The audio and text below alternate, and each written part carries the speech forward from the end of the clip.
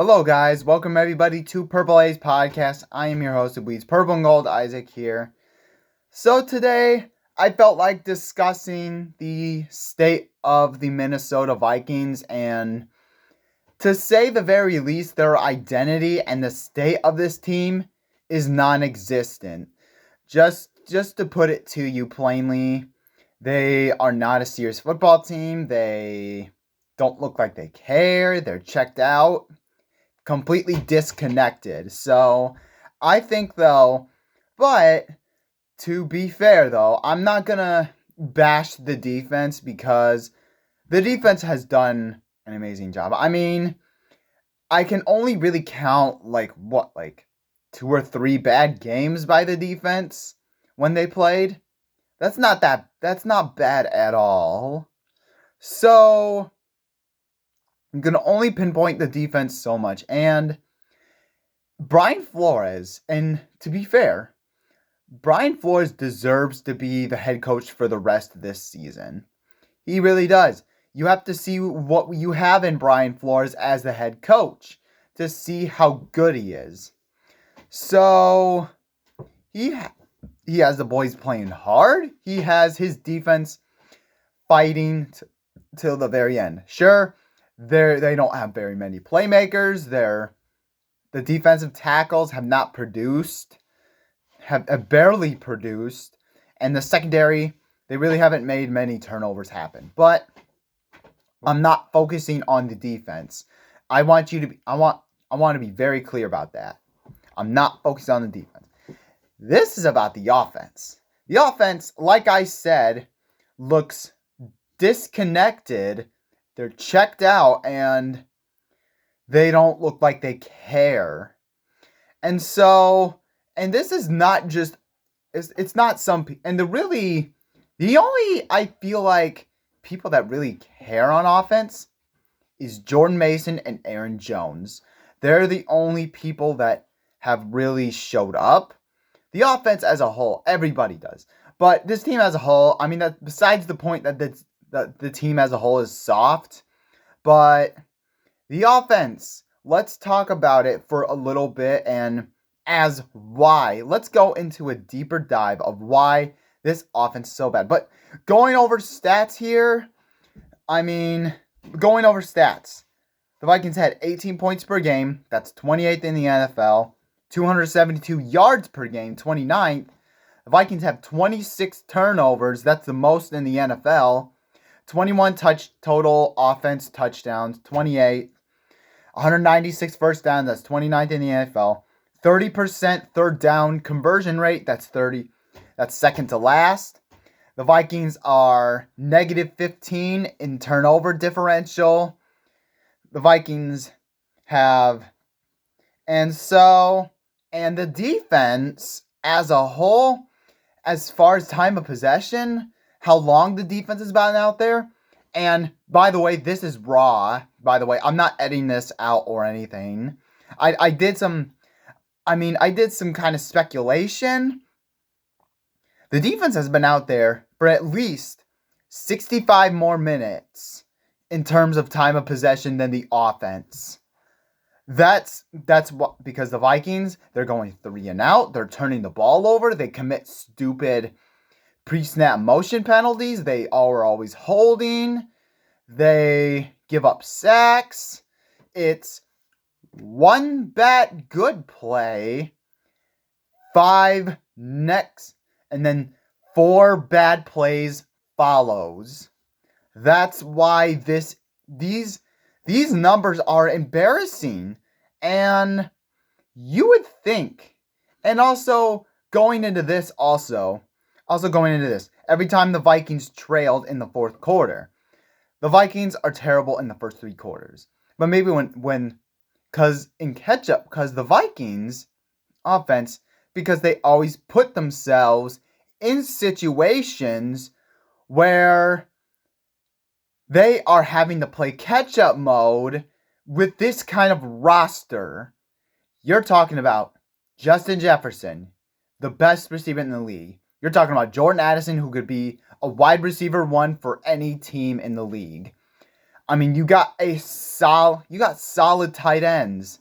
Josh Oliver, TJ Hawkinson, they're pretty solid. They're not the greatest, but they're solid.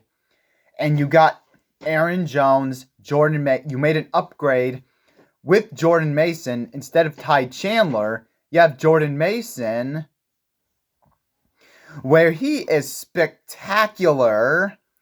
Where this dude is just spectacular. Where he's a spectacular running back. He drives with absolute force. And we already know what the deal is about that. And you upgraded the offensive line. Christian Darrisaw, Brian O'Neill. You have Will Fry. You upgraded from Will Fries, Ryan Kelly, and you spent a first rounder on Donovan Jackson. And I'm going to go down the fourth quarter. Every time the Vikings were down, even had a lead, the only times they had a lead was... the only times was the Cincinnati Bengals game back in week 3, the Detroit Lions game back in week 9 was the only times the Vikings had the lead. So 2 out of 13 times the Vikings had a lead in the fourth quarter. And every time they trailed, let's go down with it. Week 1 down 17-6. Week 2 down 12-6. Week 4 down 21-16. Week 5 when they won 17-14. Week 7 down 21-16. Week 8 down 24-10. Week 10 down 19-13. Week 11 down 16-3. Week 12 down 17-6. Week 13 and last week on Sunday down 19-0 in the fourth quarter.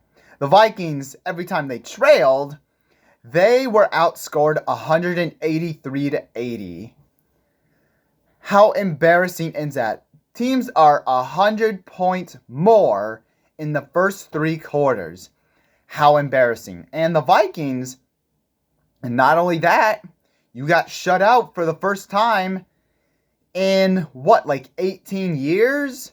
Since in 2007 with Brad Childress and with Tarvarius Jackson? Be serious. This is a new regime. And, I get it. Okay, let's go down some of the players.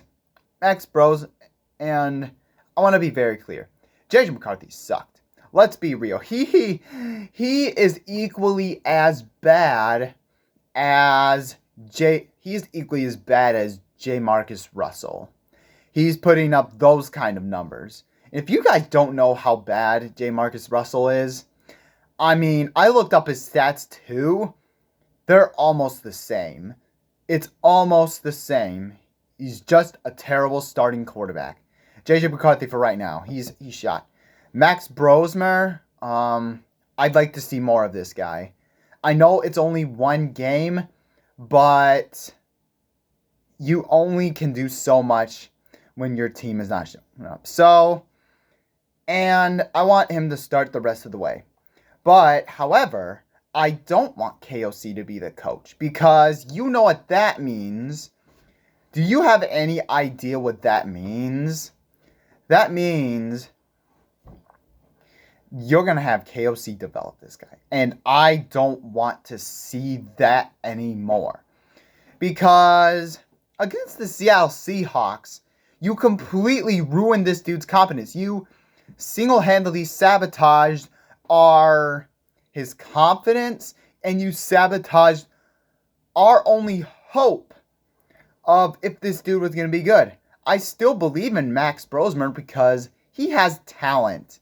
And it's not his fault that he got shut out in Seattle. It's not this dude's fault. And he's an undrafted free agent. And to be fair, in the defense of J.J. McCarthy, Kevin O'Connell has not helped him out either. It's because, why? Because you'd rather pass it 40 plus times every single game instead of helping out your quarterback by running the football. And I don't care that if the Seattle Seahawks were stopping you, you should have ran the ball on 4th and 1, mind you. Okay, every time on 3rd and short, and the reason why You're one of the worst teams in terms of third downs.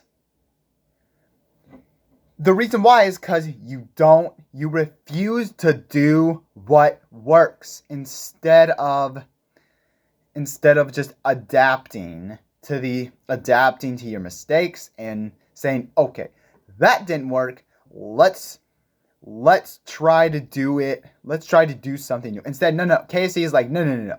We are going to try it again and again and again and again. And what do you know? It ends up in a disaster every single time. It sabotages your team's momentum every time. Think about all these losses that we've gone down the road. Okay, I'm going to count the Chargers game, the Ravens game, the Packers game, and the Seahawks game, where it's third and short. All you have to do is simply run the football. Or maybe even the Eagles game too. Let's put in the Eagles game too, where you didn't run the football. Simple. Because he doesn't know what he's doing.